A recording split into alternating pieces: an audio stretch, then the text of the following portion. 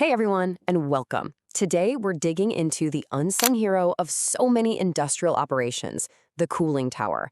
If you get the maintenance wrong, you are just asking for sky-high energy bills and, honestly, catastrophic failures.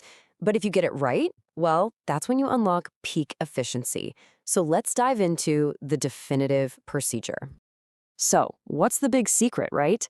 How do you keep this critical piece of equipment humming along and avoid those breakdowns that are just incredibly expensive and can halt your entire production? Well, the answer isn't really a secret at all. It's just a disciplined, proactive maintenance schedule. And this right here, this is probably the most important mindset shift you can make. You have to stop seeing maintenance as just another cost you need to minimize. Start seeing it for what it truly is, a direct investment in your plant's efficiency, its reliability, and the longevity of your equipment. It's really the difference between playing offense and always being stuck on defense. All right, so let's get into the actual schedule. A healthy cooling tower, it kind of has a pulse, a rhythm of prevention, you could say. And it all starts with these simple, frequent checks that are designed to catch tiny issues before they snowball into major disasters. So, on a daily basis, these checks are super simple but incredibly powerful. All it takes is a quick visual inspection. Is the water level in the basin where it should be? Are the temperatures looking normal? Are you listening for any strange noises, vibrations, or spotting any new leaks? Think of these as taking the tower's daily vital signs. It literally takes minutes, but it can save you days of downtime. Now, building on those daily checks, our weekly tasks get a little more hands-on.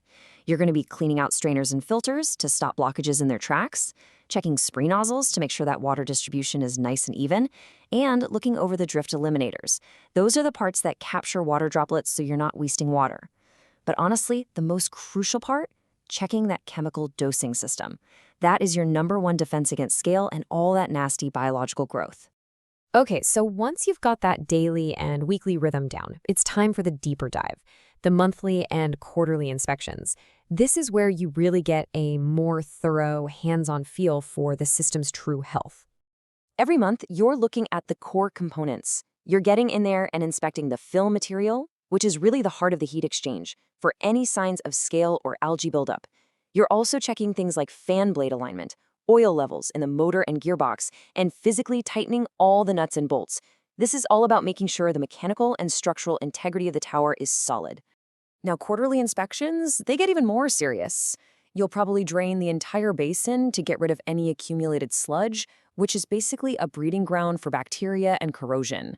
This is your dedicated deep clean. You're hunting for corrosion, you're lubricating all the moving parts, and you're inspecting all the electrical connections to head off any long-term problems. And now we get to the major league maintenance events. You should think of these half-yearly and annual procedures as a complete system reset. It's a comprehensive overhaul to make sure everything is operating at absolute peak condition for the long haul.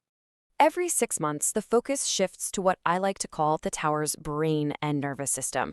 You're verifying the entire water treatment system, inspecting the makeup water system, and, this is critical, calibrating all the sensors. Because let's be real, if your sensors are lying to you, your whole operation is flying completely blind. And that brings us to the main event, the annual shutdown. This, right here, is the big one. It's totally non-negotiable. It is a complete overhaul where the entire system is taken offline for the most thorough inspection, cleaning, and replacement of any worn-out components you find. This is hands down the single most important maintenance activity of the entire year. And when we say overhaul, we mean it. The scope here is huge. We're talking a complete internal inspection from top to bottom, replacing any damaged components like fill-in nozzles, overhauling the fan motor and gearbox, and meticulously inspecting the tower structure itself.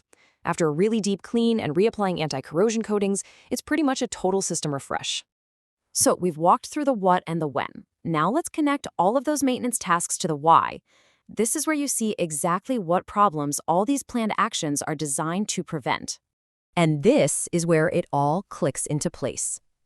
Every single action we've talked about has a direct, preventative purpose. For instance, you see scaling? Well, that's your hard water at work, which is exactly why we're so focused on the chemical treatment. See some algae growth? That's from the warm water, and it's why biocide treatment is so essential. Is your efficiency dropping? It's often caused by dirty fill, and that's why we do the regular cleaning. It's a really clear line from problem to cause to prevention. Underpinning this entire schedule are really 5 golden rules. You've got to maintain the water's pH balance, control the total dissolved solids, that's basically just the concentration of minerals that can cause scale, and make sure your chemical treatment is continuous.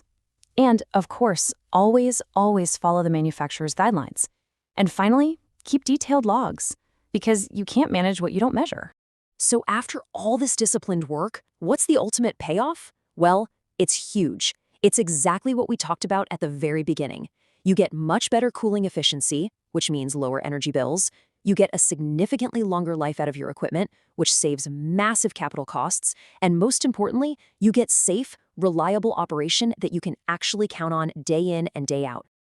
So as we wrap up here, it really all boils down to this one simple question that you should be asking about your own operation. Is your maintenance plan proactive or is it reactive? Are you actively preventing problems, or are you just waiting around for the next thing to break? The answer to that question is going to define your efficiency, your costs, and your safety.